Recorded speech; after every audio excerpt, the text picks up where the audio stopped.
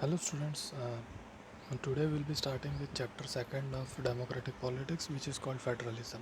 Before हम federalism के बारे में पढ़ेंगे, आई होप आपने फर्स्ट चैप्टर का जो मैंने लेक्चर आपको दिया था वो आपने पढ़ा होगा और उसके क्वेश्चन आंसर्स भी प्रिपेयर किए होंगे. So before moving forward, let me talk about what is federalism or what does a federal country means. Federalism क्या होता है? एक दो टाइप के कंट्रीज़ होते हैं, या तो उन्हें उनके अंदर यूनिटरी गवर्नमेंट होती है या फेडरल गवर्नमेंट होती है. फेडरल गवर्नमेंट का मतलब होता है कि जो पावर शेयर्ड होता है मेन गवर्नमेंट यानी जो सेंट्रल गवर्नमेंट होती है वो और स्टेट गवर्नमेंट के बीच. लेकिन एक यूनिटरी गवर्नमेंट में जो मेन गवर्नमेंट होती है उनके पास ही पूरा पावर होता है, स्टेट्स को वो इतना ज़्यादा पावर देते नहीं है, जिसके वजह से क्या होता है कि कई बार स्टेट और सेंट्रल गवर्नमेंट्स के बीच कोई इश्यूज क्रिएट हो सकता है. फेडरल सिस्टम में ऐसा नहीं होता है. तो फेडरल सिस्टम में यानी एक कंट्री जिसमें जो फेडरल सिस्टम अडॉप्ट कर चुकी है उसमें पहले हमने देखा था कि फर्स्ट चैप्टर में कैसे बेल्जियम और श्रीलंका का एग्जांपल दिया गया था. बेल्जियम ने फेडरल सिस्टम को अडॉप्ट किया था और बेल्जियम के काफ़ी सारे जो स्टेट्स हैं वहाँ पर बेल्जियम के काफ़ी सारे स्टेट्स ने सेंट्रल गवर्नमेंट को काफ़ी सारा सपोर्ट दिया था. लेकिन श्रीलंका में ऐसा नहीं था. श्रीलंका में जो सेंट्रल गवर्नमेंट थी वो उन्होंने तमिलियंस पे अपना पावर रखने का ट्राई किया था, जिसके वजह से क्या हुआ था कि श्रीलंका में एक सिविल वॉर जैसा एटमॉस्फेयर क्रिएट हो गया था. आप पेज नंबर 14 पे ज़्यादा कुछ इम्पोर्टेंट पढ़ने लायक है नहीं. So will move on to page number 15. Page number 15 पे आने से पहले हम लोग देखते कि एक पहले समझते हैं कि फेडरलिज्म में पावर कैसा शेयर्ड होता है. तो इंडिया का अगर हम एग्जांपल लेंगे तो इंडिया में डिफरेंट टाइप्स ऑफ गवर्नमेंट्स है. उसमें पहली जो हमारी सेंट्रल गवर्नमेंट है जिसका हेड प्राइम मिनिस्टर होता है. फिर सेकंड लेवल पे आते हैं स्टेट गवर्नमेंट्स. स्टेट गवर्नमेंट में जो स्टेट का चीफ मिनिस्टर होता है उसका हेड होता है और स्टेट की जो गवर्नमेंट है वो पूरा स्टेट्स का एडमिनिस्ट्रेशन ध्यान देती है. ठीक है. फेडरल सिस्टम में एक थर्ड टायर ऑफ गवर्नमेंट है जिसको हम लोकल गवर्नमेंट कहते हैं. लोकल गवर्नमेंट के बारे में हम बाद में पढ़ेंगे, लेकिन पेज नंबर 15 पे पहले हम लोग देखेंगे कि एक कंट्री अगर एक फेडरल सिस्टम ऑफ गवर्नमेंट को अडॉप्ट करती है तो कौन से पॉइंट्स ऐसे हैं जो मतलब जो डिसाइड करता है कि हाँ एक गवर्नमेंट एक कंट्री अपना फेडरल सिस्टम अच्छे से एडमिनिस्टर कर रही है. ठीक है. तो पहला हम पॉइंट देखते हैं, देयर आर टू और मोर लेवल्स ऑफ गवर्नमेंट. अगर एक गवर्नमेंट में एक से ज़्यादा लेवल हो जैसे सेंटर, स्टेट और लोकल, तो वो एक फेडरल गवर्नमेंट हो गया. ठीक है. Second, different tyres of government govern the same citizen but each tyre has own jurisdiction in specific matters of legislation, taxation and administration. ये सेकंड पॉइंट काफ़ी इंपॉर्टेंट है. समझो, जो हम जो सिटीजन्स हैं कंट्री के वो हमें सभी गवर्नमेंट्स रूल करती है, स्टेट गवर्नमेंट भी, लोकल गवर्नमेंट भी और सेंट्रल गवर्नमेंट. लेकिन हर एक के अलग अलग जुरिस्डिक्शंस होते हैं. जुरिस्डिक्शंस ये जो टर्म है इसका मतलब समझो, यानी हर एक के रूल्स एंड रेगुलेशंस होते हैं कि कैसे वो गवर्न करेंगे, किस तरह से हमें हमें जो भी सप्लाई देना होता है गवर्नमेंट की तरफ से, जो सर्विसेज देनी होती है वो कैसे सप्लाई करेंगे और साथ में हमारे ऊपर कौन से रूल्स एंड रेगुलेशंस अप्लाई करेंगे. इसे हम जुरिस्डिक्शन कहते हैं. ठीक है. थर्ड पॉइंट पे आते हैं, the jurisdictions of respective levels और tiers of government are specified in the constitution. So the existence and authority of each tier of the government is constitutionally guaranteed.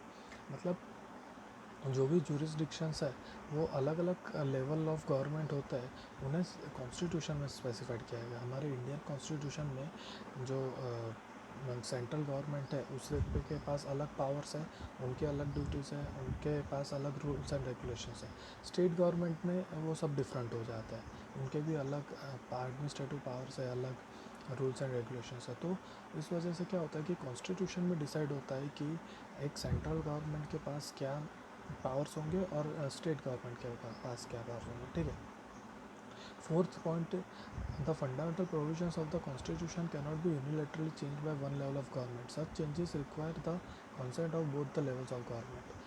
This is also an important point. Fourth point में ये बताया गया है कि fundamental provisions, ये term समझो। Fundamental provisions मतलब एक प्रोविज़न का मतलब ऐसा है कि जो गवर्नमेंट हमें सर्विसेज या हमें जो भी इंफ्रास्ट्रक्चर या जो भी सप्लाई करती है वो सब चीज़ें प्रोविजंस के अंदर आती है। और फंडामेंटल प्रोविजंस मतलब बेसिक प्रोविजंस। बेसिक प्रोविजंस एक गवर्नमेंट को जो भी सपोज कोई चेंज करना है तो गवर्नमेंट का लेवल खुद से चेंज नहीं कर सकता है। सेंट्रल गवर्नमेंट स्टेट का कंसेंट लिए बिना ये सब चेंजेस नहीं कर सकते हैं। तो उन्हें क्या करना पड़ेगा कि स्टेट्स और सेंट्रल गवर्नमेंट्स को मिलके एक कॉमन डिसीजन पे आना पड़ेगा अगर उन्हें कोई फंडामेंटल प्रोविज़न में कोई चेंज लाना है। ठीक है। Courts have the power to interpret the constitution and the powers of different levels of government. Fifth point क्या है, बहुत ही सिंपल है। कई बार क्या होता है कि ये फंडामेंटल प्रोविजंस जो भी कॉन्स्टिट्यूशंस में डिराइव किए गए हैं वो उनमें कई बार ऐसा होता है कि कई स्टेट को फील होता है कि हमारे साथ कोई इनजस्टिस हो रहा है, तो स्टेट्स और सेंटर के बीच कई बार एक डिफरेंस क्रिएट हो जाता है। तो जिसके वजह से क्या होता है कि कोर्ट्स बीच में एज एन अम्पायर रोल करती है। कोर्ट्स क्या करती है कि courts always try to ensure that एक कॉमन डिसीजन पे आए सेंटर और स्टेट। और अगर उन दोनों के बीच अगर कोई डिस्प्यूट होता है तो कोर्ट कॉन्स्टिट्यूशन के हिसाब से जो भी रूल्स एंड रेगुलेशंस है वो उससे डिसाइड करेगा कि जो स्टेट और सेंटर के बीच जो डिफरेंस क्रिएट हुआ है उसे कैसे सॉल्व करना है। ठीक है। Six point, sources of revenue for each level of government are clearly specified to ensure its financial autonomy. अभी यहाँ पर दो टर्म्स है, रेवेन्यू और फाइनेंशियल ऑटोनॉमी। पहली चीज़ तो समझे, रेवेन्यू मतलब कोई भी गवर्नमेंट या फिर कोई भी गवर्नमेंट का लेवल वो जो टैक्स कलेक्ट करता है दैट इज़ कॉल्ड रेवेन्यू। मतलब गवर्नमेंट का जो अर्निंग होता है, गवर्नमेंट का अर्निंग टैक्स होता है। वो टैक्स जो लोकल सिटीजन्स होता है उनके पास से कलेक्ट करता है, तो वो एक टाइप का अर्निंग होता है, उसे हम टर्म देते हैं रेवेन्यू। और फाइनेंशियल ऑटोनॉमी मतलब फाइनेंशियल इंडिपेंडेंस। स्टेट्स को सेंट्रल गवर्नमेंट के पास पैसे ना मांगने पड़े तो मतलब क्या होता है कि स्टेट्स को अगर खुद की इंडिपेंडेंस चाहिए तो वो जो भी सेंटर्स के पास से उसके पास से टैक्स कलेक्ट करने के वैसे अपने खुद के सिटीजन्स के पास से ही टैक्स कलेक्ट कर सकते हैं। तो अलग अलग जो गवर्नमेंट के लेवल्स होते हैं वो अलग अलग हिसाब से टैक्स कलेक्ट करते हैं लोकल सिटीजन के पास, जिसकी वजह से उनका फाइनेंशियल इंडिपेंडेंस बरकरार रहता है। ठीक है। Seventh point is the federal system thus has a dual objective to safeguard and promote the unity of the country while at the same time accommodate regional diversity। ये पॉइंट इम्पॉर्टेंट इसलिए है क्योंकि एक फेडरल सिस्टम होता है, उसमें कैसा होता है कि जो स्टेट के गवर्नमेंट्स होते हैं जनरली वो स्टेट के अपने कल्चर और अपने अपने अपने कल्चर और अपने जो भी लाइफस्टाइल है उस हिसाब से क्रिएट हुए होते हैं। कई बार क्या होता है कि कई लैंग्वेजेस डिफरेंट होते हैं, कई बार वे ऑफ लिविंग डिफरेंट होता है, उससे जो स्टेट गवर्नमेंट्स क्रिएट होते हैं उनसे और सेंटर के बीच कोई डिफरेंस ना हो, ये चीज़ एक फेडरल गवर्नमेंट अगर क्लियरली कोई कंट्री ने अडॉप्ट की है तो वो ये डिफरेंसेस बहुत से कम हो जाता है। और कई इंस्टीट्यूशंस ऐसे क्रिएट होते हैं गवर्नमेंट के लेवल्स पे कि जो डिसाइड करेंगे कि जो पावर शेयरिंग है जो सेंटर और स्टेट के बीच वो इक्वल है, कोई इनइक्वालिटी नहीं है, कोई इनजस्टिस नहीं है कि कोई भी लेवल ऑफ गवर्नमेंट के साथ। ठीक है। और पेज नंबर 15 पे और दो पॉइंट्स इंपॉर्टेंट है कि कमिंग टुगेदर फेडरेशंस और होल्डिंग टुगेदर फेडरेशंस। पहली चीज़ तो ये समझो कि जो फेडरल सिस्टम्स है जो भी कंट्रीज़ ने अडॉप्ट की है उन्होंने या तो कमिंग टुगेदर या तो फिर होल्डिंग टुगेदर टाइप में अडॉप्ट किया है। पहला जो कमिंग टुगेदर फेडरेशन है वो कैसे अडॉप्ट हुआ है, तो हमें एग्जांपल दिया है यूएसए, स्विट्ज़रलैंड और ऑस्ट्रेलिया का। मैं तुम्हें यूएसए का एग्जांपल बताता हूँ। यूएसए जब इंडिपेंडेंट हुआ उसके पहले यूएसए में कई छोटे छोटे स्टेट्स थे जो खुद को अपना एक अलग गवर्निंग बॉडी मानते थे और उनका गवर्निंग वैसे होता था। लेकिन वो पूरे जो भी स्टेट्स थे उन्होंने 16 प्रेसिडेंट ऑफ यूएसए जिस अब्राहम लिंकन नाम है उनका, उन्होंने वो पूरे स्टेट्स को एक कंट्री में यूनाइट किया था। इसलिए वो कंट्री का नाम है यूनाइटेड स्टेट्स ऑफ अमेरिका, जिसे हम शॉर्ट में यूएसए कहते हैं। जो स्टेट्स थे सब यूनाइट हो गए, ठीक है। तो ये एग्जांपल हुआ कमिंग टुगेदर फेडरेशन का। होल्डिंग टुगेदर फेडरेशन में कैसा है, best example is India. India में जब हमारा कॉन्स्टिट्यूशन फॉर्म हुआ था, तब हर एक स्टेट के गवर्नमेंट को अलग अलग पावर्स दिए गए थे, और ऐसे पावर्स दिए गए थे कि जो सेंटर के साथ कोलाइड ना हो, जिसके वजह से क्या हुआ था कि अलग अलग स्टेट्स थे, उनका खुद का फॉर्मेशन हुआ था, और वो फॉर्मेशन के हिसाब से उनके स्टेट गवर्नमेंट्स फॉर्म हुए थे। क्या हुआ था कि जो फेडरल गवर्नमेंट एडॉप्ट हुई थी, वो फेडरल गवर्नमेंट ने सभी स्टेट्स को अलग होने से रोका था, इसलिए उसे हम होल्डिंग टुगेदर गवर्नमेंट कहते हैं। यही डिफरेंस होता है कमिंग टुगेदर फेडरेशन और होल्डिंग टुगेदर फेडरेशन में। हम लोग पेज नंबर 16 पे आते हैं कि इंडिया को एक फेडरल गवर्नमेंट क्या बनाता है वो देखते हैं, और साथ में कौन से जो 3 लिस्ट है जो कॉन्स्टिट्यूशन में प्रोवाइड किए गए हैं उसके ऊपर हम फोकस करेंगे। तो पहली चीज़ तो हम इंडिया का थोड़ा हिस्ट्री के बारे में देखते हैं। जब इंडिया इंडिपेंडेंट हुआ था, तब काफ़ी सारे स्टेट्स ऐसे थे जो जिसे हम लिंग्विस्टिक स्टेट्स कहते थे, और वो सब स्टेट्स उनमें से कई स्टेट्स ऐसे थे कि जो इंडिया के साथ जुड़ने के लिए तैयार नहीं थे, लेकिन फिर इंडिया के जो लीडर्स थे उन्होंने उन सब स्टेट्स को यूनाइट किया, और फिर एक इंडिया का एक कॉमन कॉन्स्टिट्यूशन डिक्लेयर हुआ था, जो सेंटर और स्टेट्स दोनों को अडॉप्ट करना पड़ा था। जिसके वजह से फिर क्या हुआ था कि हमारा इंडिया एक टोटली फेडरल कंट्री के तौर पे उभर के आया था। लेकिन जो कॉन्स्टिट्यूशन क्या डिसाइड करता है, कॉन्स्टिट्यूशन डिसाइड करता है कि कौन से गवर्नमेंट को, या तो फिर कौन से गवर्नमेंट के लेवल को कितना पावर देना है, और कौन से गवर्नमेंट के लेवल में क्या जुरिसडिक्शंस आने चाहिए। कैसे हम 3 लिस्ट पढ़ेंगे, यूनियन लिस्ट, स्टेट लिस्ट और कॉन्करेंट लिस्ट।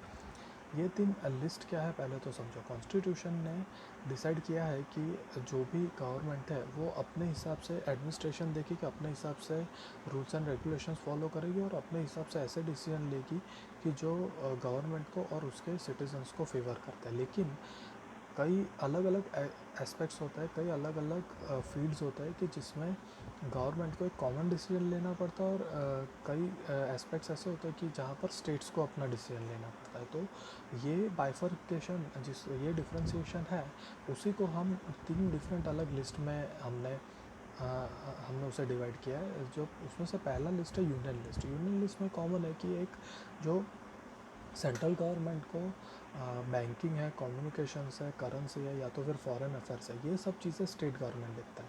बैंकिंग मैं सिंपल एग्जांपल है, बैंक्स और ये सब पूरे सेंट्रल गवर्नमेंट के हिसाब से ही उनका एडमिनिस्ट्रेशन होता है। फॉरेन अफेयर्स मतलब हमारे कंट्री के फॉरेन कंट्रीज़ के साथ कैसे रिलेशंस है वो, ठीक है। और एक एग्जांपल है इसमें defence of the country. Defence country का डिफेंस, मिलिट्री है, नेवी है, आर्मी है, ये सब को कितना पावर देना है, उनके ऊपर क्या डिसीजंस होना है, ये सब चीज़ें जो सेंट्रल गवर्नमेंट है वो रूल करेगा। सेकंड है स्टेट लिस्ट। स्टेट लिस्ट है जो स्टेट्स के लोकल लोकल जो एस्पेक्ट्स है उन्हें गवर्न करेगा। जैसे पुलिस है, ट्रेड है, कॉमर्स है और एग्रीकल्चर। सिंपल है, पुलिस स्टेट गवर्नमेंट के अंडर आती है, पुलिस कभी सेंट्रल गवर्नमेंट के अंदर नहीं आती। जो एक सिटी का कोई कमिश्नर है, या तो फिर एक स्टेट का जो कमिश्नर है, वो चीफ मिनिस्टर के ऑर्डर्स फॉलो करता है, ठीक है। तो स्टेट्स को अलग अलग पावर्स दिए, स्टेट्स कौन से अलग अलग फील्ड्स को गवर्न करेंगे और उनका एडमिनिस्ट्रेशन देखेंगे, वो सारा कुछ है वो स्टेट लिस्ट में आता है। और थर्ड इज़ कॉन्करेंट लिस्ट। पहली चीज़ तो कॉन्करेंट लिस्ट का जो हमें यानी जो वर्ड है कॉन्करेंट, कॉन्करेंट का मतलब होता है कि दोनों के पास सेम लेवल ऑफ पावर, ठीक है।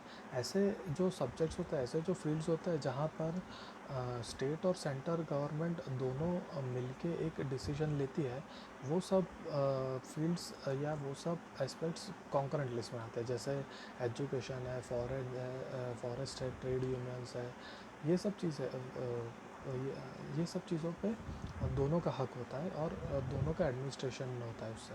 अगर उसमें अगर स्टेट और सेंटर के बीच अगर कोई डिफरेंसेस क्रिएट होता है तो जो सेंटर है उससे ज़्यादा पावर होता है, क्योंकि सेंटर का जो लॉ होता है वो हमेशा स्टेट के लॉस के एक लेवल ऊपर होता है, ठीक है। और पेज नंबर 17 पे हमने देखा कि कैसे अलग अलग लिस्ट में जो डिवाइड किया गया है, union list, concurrent list and state list, ठीक है। अब हम पेज नंबर 19 पे आते हैं। पेज नंबर 19 पे फेडरलिज़म कैसे प्रैक्टिस होता है, मतलब फेडरलिज़म एक अगर कंट्री ने एक फेडरलिज़म अडॉप्ट किया है, एक फेडरल गवर्नमेंट अडॉप्ट की है, तो उसे कैसा प्रैक्टिस होता है, उससे उसका एडमिनिस्ट्रेशन कैसा होता है वो कंट्री का, ठीक है। पहली चीज़ तो हम लिंग्विस्टिक स्टेट्स के बारे में पढ़ेंगे। लिंग्विस्टिक स्टेट्स क्या था, इंडिया के लिए एक मेजर प्रॉब्लम थी, क्योंकि जब इंडिया इंडिपेंडेंट हुआ था तो कई स्टेट्स ऐसे थे कि जो इंडिया में एक होने के लिए, इंडिया के यूनियन में फॉर्म होने के लिए रेडी नहीं थे। क्योंकि क्या था कि उनके मैंने कहा तो मैंने तो पहले समझा कैसे उनके कल्चर्स, उनके लैंग्वेजेस या उनकी लाइफस्टाइल अलग होती थी, और उनकी बाउंड्रीज भी कई ऐसी होती थी कि वो शेयर करने के लिए रेडी नहीं थे। तो जो भी लिंग्विस्टिक स्टेट्स थे उन्हें पूरा एक यूनियन करने में हमारे जो फाउंडिंग फादर्स थे, यानी हमारे जो लीडर्स थे जिन्होंने हमें इंडिपेंडेंसी दिलाई, उनका और एक काफ़ी एक अच्छा प्रोग्रेस हुआ था कि जो भी लिंग्विस्टिक स्टेट्स थे उन्होंने उनको इंडिया के यूनियन में फॉर्म कर दिया था। पेज नंबर 20 पे लैंग्वेज पॉलिसी करके एक हेडिंग है। इंडिया का जो फेडरेशन था उसमें लैंग्वेज पॉलिसी में डिफरेंसेस क्यों आए थे, क्योंकि हमारा जो कॉन्स्टिट्यूशन था वो कौन से लैंग्वेज में लिखना है।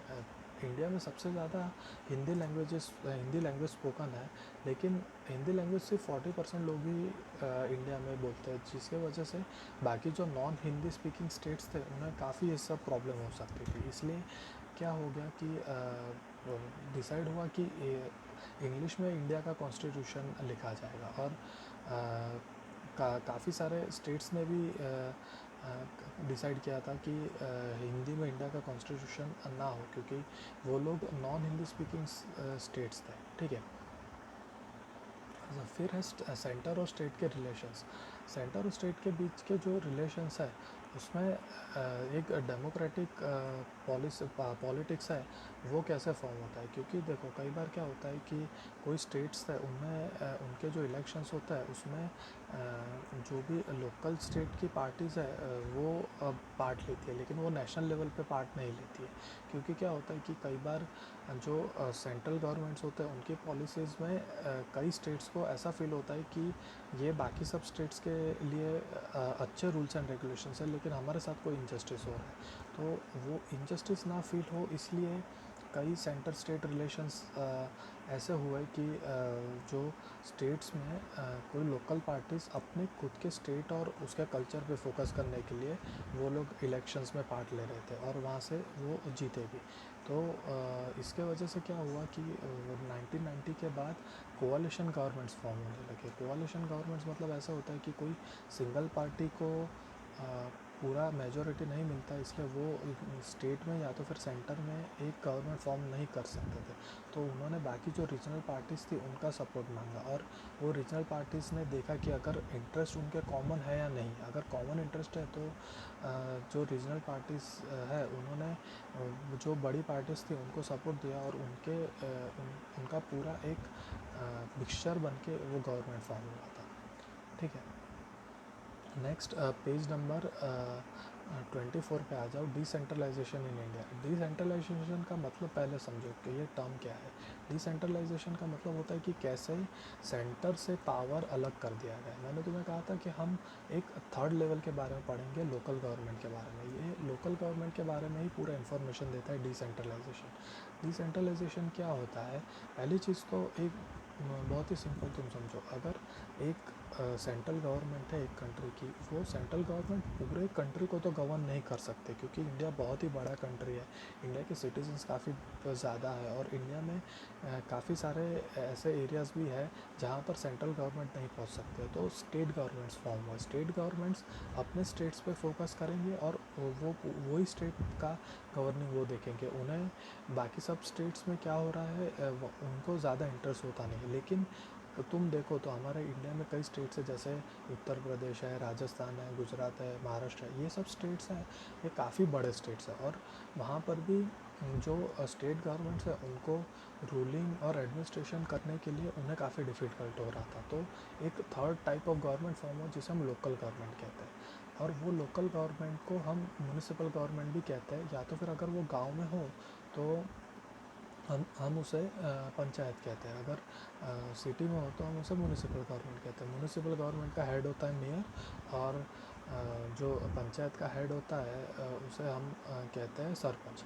ठीक है, तो डिसेंट्रलाइजेशन का मतलब क्या हुआ कि सेंटर से पावर स्प्रेड किया गया, सेंटर से पावर अलग किया गया स्टेट्स में और लोकल गवर्नमेंट्स में, और लोकल गवर्नमेंट्स को कई पावर्स दिए गए रूलिंग और एडमिनिस्ट्रेशन के लिए, स्टेट्स को कई पावर दिए गए और सेंटर के पास खुद के पावर्स थे।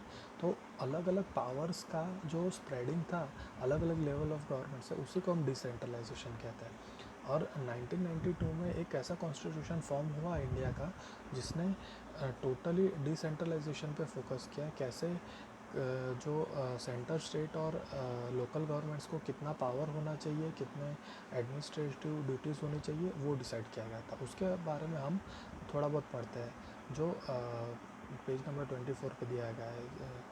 उसमें 5 पॉइंट्स दिए गए हैं। It is constitutionally mandatory to hold regular elections to local government bodies. Local government में भी एडमिनिस्ट्रेटिव ऑफिसर्स होते हैं, उनके कई साल के बाद, जनरली 5 साल के बाद उनके इलेक्शंस होता है। Second point, seats are reserved in the elected bodies and executive heads of this institutions for the schedule caste, schedule tribes and other backward classes. Generally क्या होता है कि जो शेड्यूल कास्ट और शेड्यूल ट्राइब्स के lower caste होते हैं उनको भी अलग से उनका रिजर्वेशन होता है जो लोकल गवर्नमेंट बॉडीज़ है उसमें। मतलब जो भी लोअर कास्ट के पब्लिक है उन्हें ऐसा इंजस्टिस फील ना हो कि जो पावर में है वो हमारे कोई लोग नहीं है। ठीक है। थर्ड पॉइंट है, at least 1/3 of all positions are reserve for women.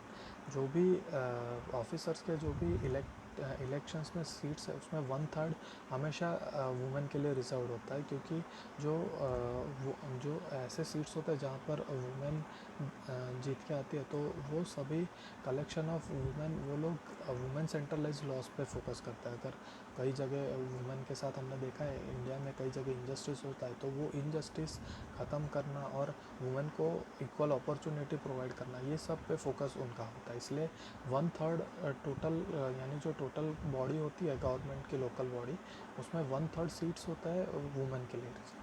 फिर an independent institution called the state election commission has been created in each state to conduct panchayat and municipal elections. एक ऐसा इंस्टीट्यूशन है जिसे हम स्टेट इलेक्शन कमीशन, जो central election commission से अलग होता है, और वो जो स्टेट इलेक्शन कमीशन होता है वो टोटली फोकस करेगा कि कब और कैसे इलेक्शंस होंगे लोकल गवर्नमेंट बॉडीज़ के। ठीक है। Last point, the state governments are required to share some power and revenue with local government bodies. The nature of sharing varies from state to state. क्या होता है कि हर एक स्टेट गवर्नमेंट होती है उसे अपना पावर और अपना रेवेन्यू, दोनों चीज़, पावर यानी एडमिनिस्ट्रेटिव पावर्स, और रेवेन्यू मतलब मैंने समझा है कि कैसे टैक्स कलेक्शन से जो मनी मिलता है वो लोकल गवर्नमेंट को पास ऑन करना पड़ता है। तो उस हिसाब से जो भी लोकल गवर्नमेंट्स है वो अपना एडमिनिस्ट्रेशन और अपना रूलिंग देखेंगे। ठीक है। जो रूरल लोकल गवर्नमेंट्स होता है वो जो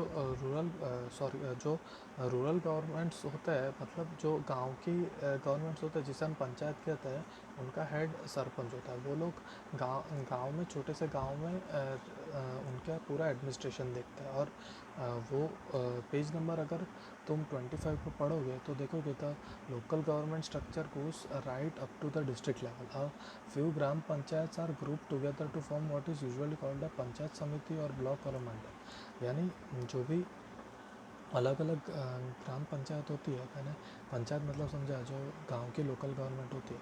कई ऐसे जो पंचायत होती है वो एक साथ मिलके वो लोग एक पंचायत समिति फॉर्म करता है और उसे वो एक मंडल भी कहता है, ठीक है। और उनका फिर इंटरनल इलेक्शंस होता है। उसमें जो ऐसे मेंबर्स होते हैं कि वो जो पूरे जितने भी पंचायत है उसको उसके रूलिंग और उसके एडमिनिस्ट्रेशन पे ध्यान रखेंगे और उसे हम ज़िला परिषद कहते हैं, ठीक है। ज़िला मतलब डिस्ट्रिक्ट, ठीक है। Similarly, local government bodies exist for urban areas as well. Municipalities are set up in towns and big cities are constituted into municipal corporations. मैंने तुम्हें समझा कि कैसे सिटी में अगर होगा तो वो म्यूनिसिपल कॉरपोरेशन होगा, गांव में अगर होगा तो पंचायत होगा।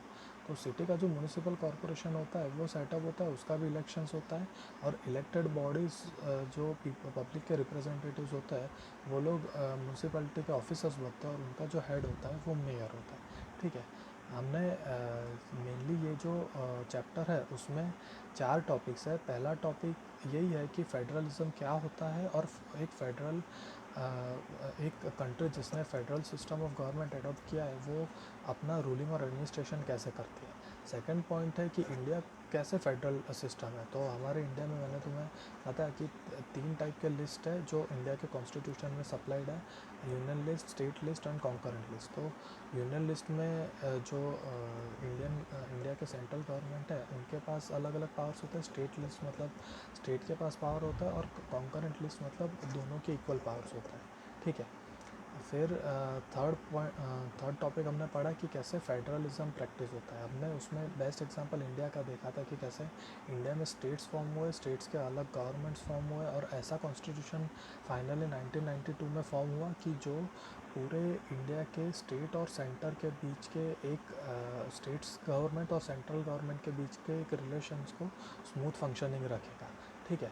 और लास्ट पॉइंट हमने पढ़ा था कि कैसे डिसेंट्रलाइजेशन हुआ और डिसेंट्रलाइजेशन में मेन चीज़ एक लोकल गवर्नमेंट्स फॉर्म हुए थे। Local governments are basically gram panchayat या तो फिर म्यूनिसिपल गवर्नमेंट्स। और हमने पढ़ा कि म्यूनिसिपल गवर्नमेंट्स एक सिटी बेस्ड होती है और gram panchayat are based in ऐसे रूरल एरियाज, गांव के लेवल पे, ठीक है। इस ये जो 4 पॉइंट्स है ये मेनली ये 4 पॉइंट्स पे ही आपको क्वेश्चन आंसर्स पूछे जा सकता है। तो एक बार पूरा चैप्टर पढ़ना और उसके बाद जो पेज नंबर 27-28 पे जो क्वेश्चन आंसर्स है वो खुद से आंसर करने के लिए ट्राई करना। Okay, thank you.